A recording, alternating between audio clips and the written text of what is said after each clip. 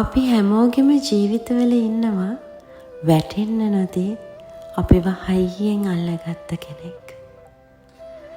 වැටුණු හැම මොහොතකම දෑතම දිගු කරලා ඉහළටම ඔසවාපු කෙනෙක්. ඒ කෙනා ඔබ ආදරය කරන කෙනෙක් වෙන්න පුළුවන්. ඒ කෙනා මිය ගිය කෙනෙක් වෙන්න පුළුවන්. ඒ කෙනා ඔබ හීනකින්වත් නොහිතපු නොපතපු කෙනෙක් වෙන්නට පුළුවන්.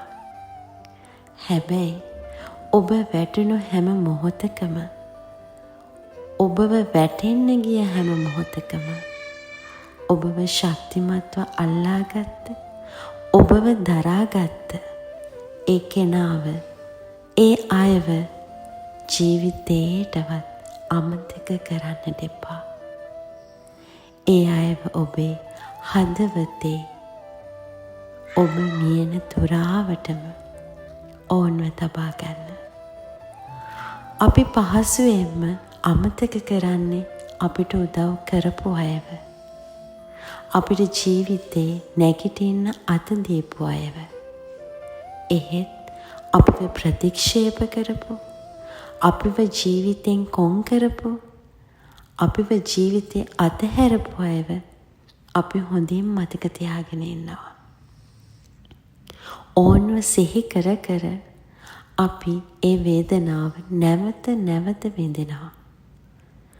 ඔබත් ඒ වරද කරන කෙනෙක් නම් අදම ඔබව අතහැරපු, ඔබව ප්‍රතික්ෂේප කරපු අයව අමතක කරන්න.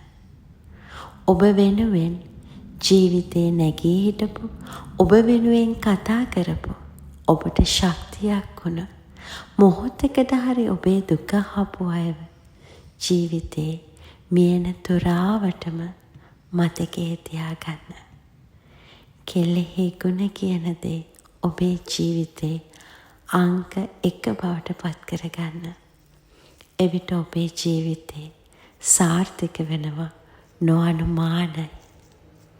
ඒ නිසා සතුටින් ජීවත් වෙන්න, ඔවුන්ගේ ආදරය, සෙනෙහස සමගින්ම ගිහින් එන්න. ඔබ සැමට සුබ දවසක්.